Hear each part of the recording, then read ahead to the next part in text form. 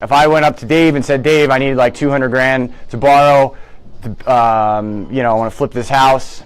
Dave goes, all right, cool. You're going to pay me this much and we're going to do it. We're going to put a note on the property. Sounds good. That's how true money works. It's not this mythical bank scenario where you go in and you bring like this stack of papers and you just hope to God with your suit on that you get paid or you get the money. Wait on the appraisal. That's not true hard money. That's being underwritten as a borrower. Hard money is asset driven, privately funded. Like our company at Hard Money Bankers, we don't use any institutional funding. Some companies do, some companies don't. We've chosen not to over the years. We do about $40 million in deals every year, and we could deploy easily twice that if we had the deal flow. There's just not that many deals out there, at least in our niche area. Talking too quiet? Okay. So with that said, you have private money. Just think of it as mom is giving you a loan. That's it. Don't overcomplicate it. If it's more complicated than that, with the person you're seeking money from to flip your next house, refinance your next project, whatever it is, you're not actually being loaned to by private money. It's probably institutional. Nothing wrong with institutional money. It's just this is not its space. The space that we are in is the space of speed, is the space of quick decisions, is the space of, that house down there that just burned down, you're going to go to a bank that's going to give you the money to do that. I know there's some banks that certain programs, but it's not their comfort level. It's not their comfort zone. I love banks, but they're not really in our space. So people come to me when you want to flip a house. They go, hey, Ian, I have a deal. It's worth this much money on the back end. I'll explain to you. I'll actually tell you how to talk to a hard money lender, a true hard money lender, later. But it's worth this much on the back end. This is how much I can buy it for. This is how much the renovation costs are. What do you think?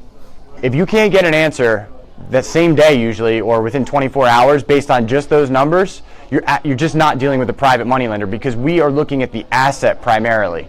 That's like 90% of my focus is do we have a deal or do we not have a deal? I honestly, there's actually another local lender that said this one time and I was like, oh, it's the best saying. I said, I would fund every single person in this room tomorrow if you all had a deal. I'm not kidding. I'm not lying. If you had title in and you had a deal that I liked, I will fund any deal in this room. The problem is a shortage of real deals. So we get into this market. I mean, this market's still pretty hot. It's topping, but it's hot. And meaning that there's not a lot of areas that are getting price appreciation anymore. It's kind of leveling off, meaning your top level developers versus your mom and pop rehabbers are not going to get the same. You're not going to be able to get that price anymore. So with that said, I lost my train of thought. Where was I? Deal. Bring deals. I put me right back on track. Bring deals. So you have to find really deep deals. That means the deal I was talking about earlier, which was like buy it at 100, put 60 in, out it for 280. That's a pretty good deal. If you don't think you can get a deal like that, that marketing that we were talking about earlier, that finding deals, you're not seeing enough deals. Those are the deals you should be doing in this kind of market too, a market with this kind of heat.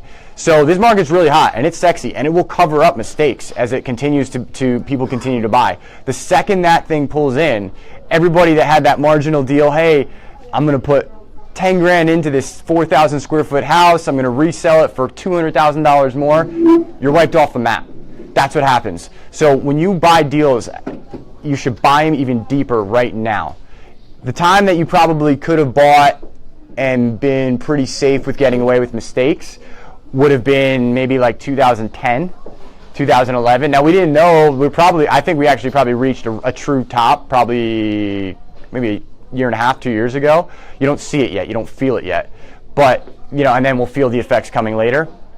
So the time that the market appreciating over it, meaning like this, you buy that marginal deal at let's say you bought that same $100,000 deal at like 200 grand, right? And you put that 60 in, and you're like, oh, I'm gonna sell it for 300 grand. You think you're making 40 grand? No, you're not. There's closing costs and all this stuff, and the mistakes you're gonna make at your first deal.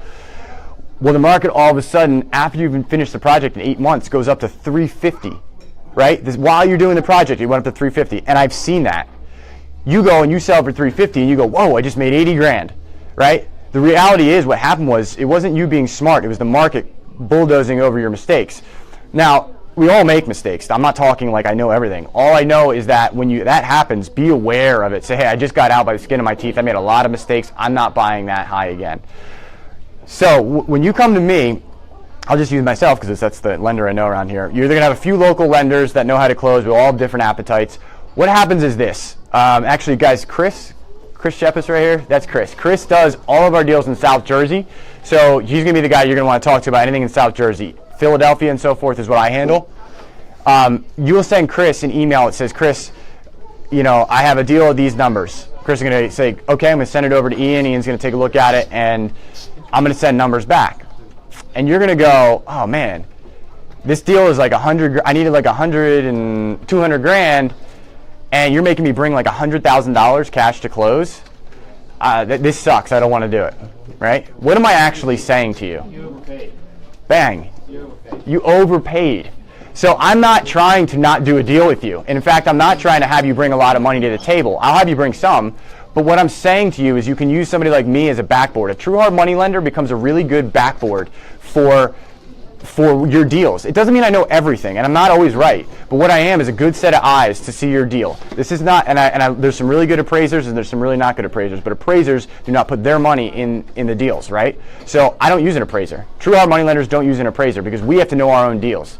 So when I look at that, I am your, I don't want to say appraiser because I don't tell you what I think the value is. You can tell, though, if you look into my numbers very clearly, whether I agree with you on this being a good deal or not. It doesn't mean that I'm right. So you can go ahead and do the deal. But your skin in the game will be significantly higher than you probably anticipated. And if you still think it's a good deal and you can get on the top end, I've had investors be right and I'm wrong and they get more money. I can just never be on the wrong side of the deal. So I'm never going to be on the high side intentionally, that's for sure. So if I'm going to err on the side of caution or see something that I don't like, double yellow lines, and I could do a whole other thing on just comping properties. That's all I do all day long, thousands and thousands of properties.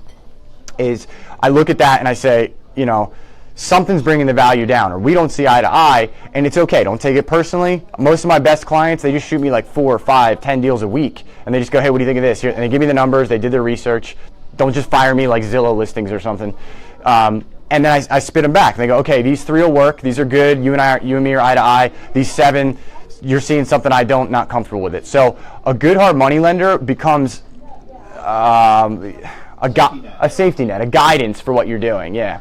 So I don't like to assume responsibility when I'm saying that. I don't want to say the word partner. I don't want to say the word like I'm going to tell you how much it's worth because it's your investment. I'm recording a note against the property. I'm giving you the money, so I'm kind of picky with my words. So you guys come to me and you go, okay, I'm going to just do a basic deal breakdown real quick. You have a deal. It's worth a pretty common deal. I don't know, Chris, what's a common deal? Say buy 50, rehab 50, 60, out 150. Yeah, perfect. That's what we see that kind of stuff all the time. I usually go up, so buy 50, reno 50, out 150, 160. Somewhere within that range is what I typically see. So what you want to do is you want to determine a couple things when you're doing this. When you call me or you call Chris for this number, we're sensing something right out of the gates, okay? One is we're paying attention to your construction numbers. I don't care how, that you can do the deal, or that you can reno the deal yourself. I don't care that you can do it cheaper than the next guy.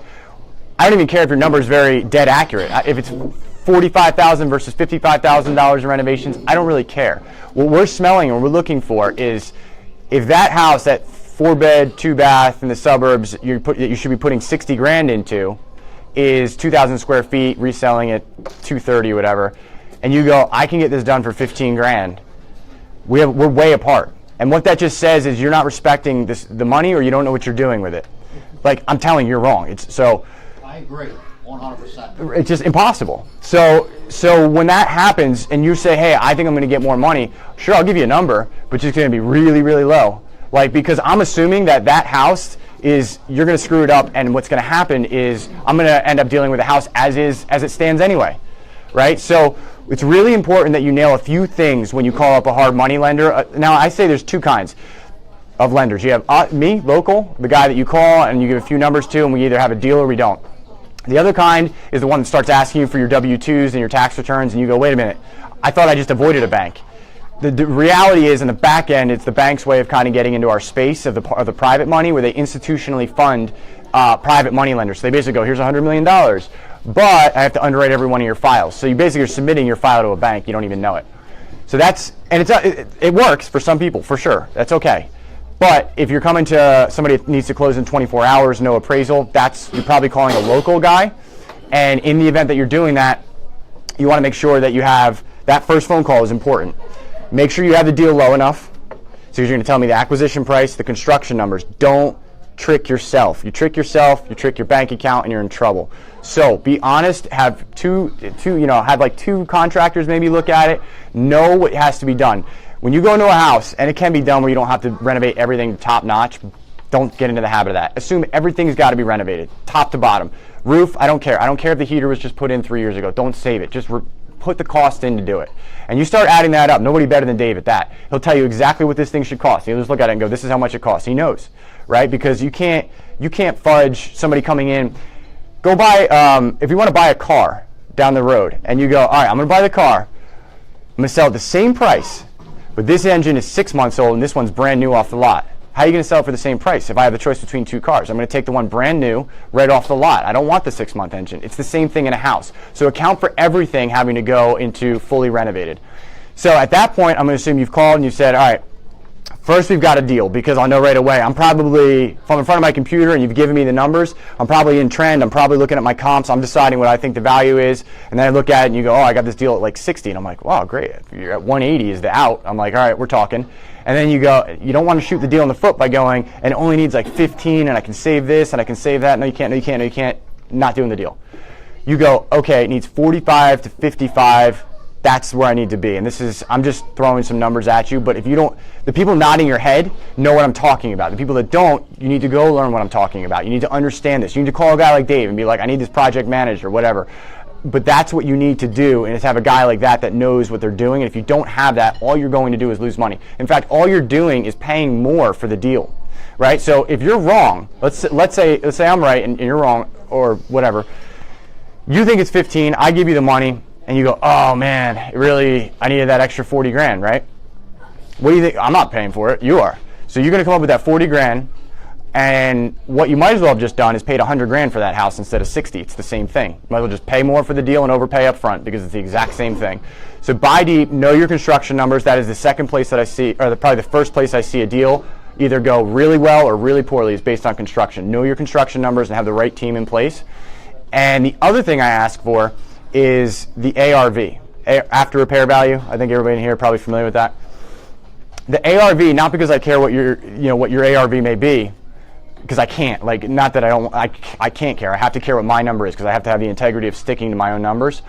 But I want to see how close you are to what I think, because if we're really close, I know there's two things that could have happened. Because I don't know, sometimes I don't know if a guy says, hey, I've done 100 deals, and then I find out he's done 100 deals working for someone else. He's never bought a deal, never flipped it. So it's a fishing game that I play. Sometimes I'll check on different things. But in the event that your ARV is really close to mine, there's a huge form of comfort in what I'm doing. It doesn't necessarily change my number, but it'll be very easy to deal with us in terms of understanding. I don't feel like I'm risking as much, because you either got lucky or you really know what you're doing. It's one of the two things that are going to happen. I don't mean it spot on to my number, but if I'm at 300, you're at 290, 310, anywhere in that range is good. If I'm at 300 and you're at 600, actually I had one today, 750, he was at 750, I'm at 450, done, deal's dead, right there, right?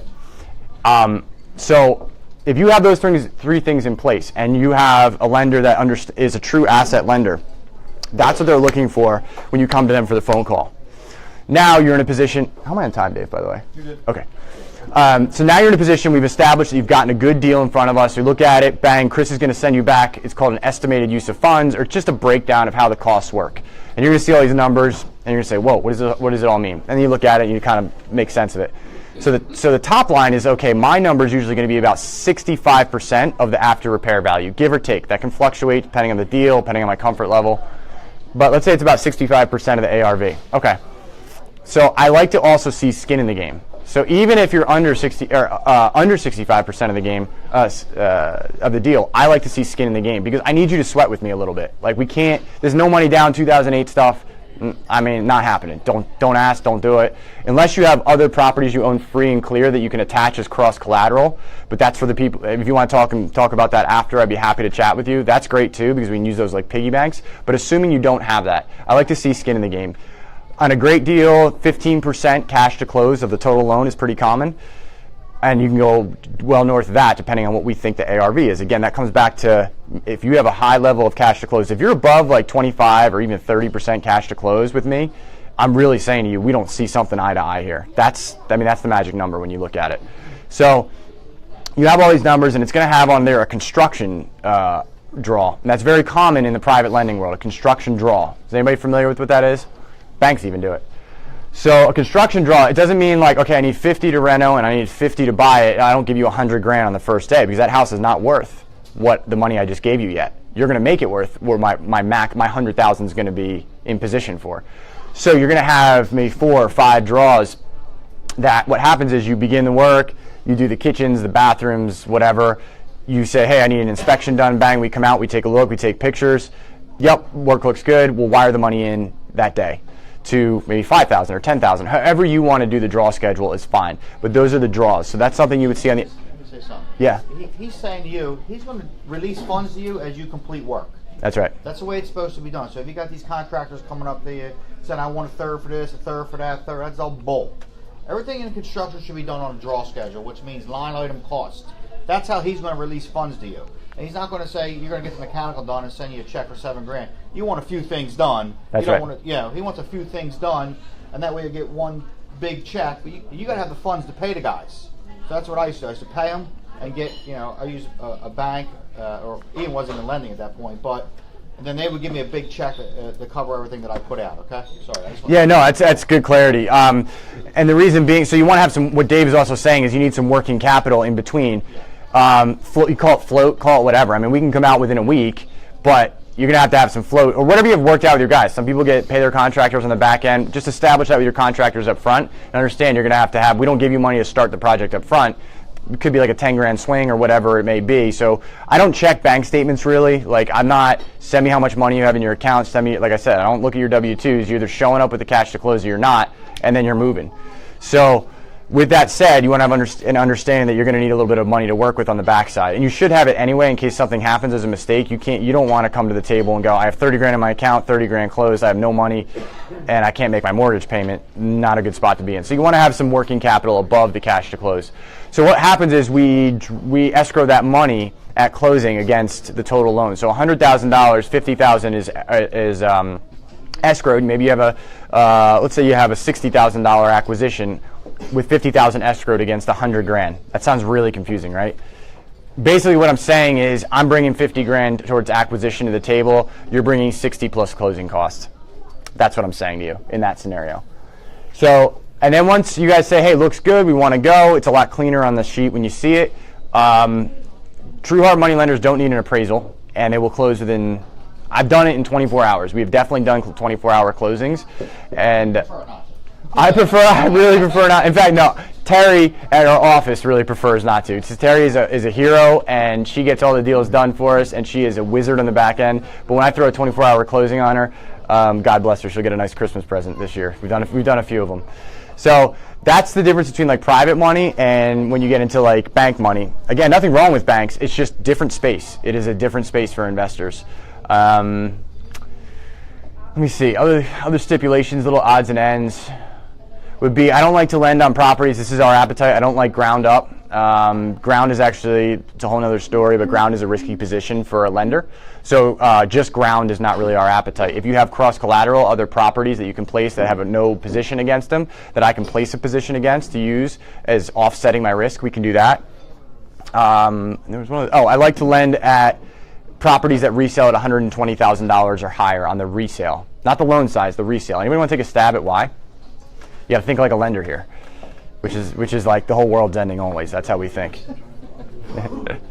No? All right. So 120,000 is a pretty good bar in this area. It's a little higher down the DC market for like the FHA market, because our quickest out and our quickest exit, I don't ever want to own your home ever. We have a lower take back rate than any bank. Like our portfolio is pristine because we do a really good job of exiting loans. And at 120,000 and up, you're getting either another flip, depending on where it is in the project. Let's say, God forbid, somebody gets hit by a bus. I got to deal with a project now. Now, either I'm selling it to another flipper day one, because I'm not selling it to a landlord. I love landlords, but they don't buy at top dollar. And then part two is if the project's finished and you get hit by a bus, it's being sold to an owner-occupied at FHA or higher. FHA is the biggest owner-occupied market, the biggest buyer market in the country. If I am doing a deal on something that's worth like 60 or 70 grand in a 50-50 non-owner-occupied area, the only guys coming in and buying in there are other cash flow investors. Right, so they are looking at this and saying, okay, like honestly, when you do those kind of deals, you're probably going to get back, depending on the area, what you paid for it. Like if you bought it for 35, it cash flowed for a few years, it got beat the hell up, you're probably selling it back at 35. You have those areas like Fishtown, Point Breeze, and Philadelphia that you bought it at 35, and then they came in and just turned it into an owner-occupied area, and you made 200 grand on it. Great. But you don't, go to Kensington, Philadelphia. It's been the same for 20 years, right? So you buy, like people go, oh, I could buy something for $5 grand. A lot of New Yorkers come down, they buy stuff for like 5 or 10 grand, thinking it's this great thing. They're reselling it for 5 or 10 grand in 10, 15 years. That's what's happening, and dealing with a lot of headaches. So that's why we stay in that 120,000 and up. It's just kind of a bar in terms of the ARV.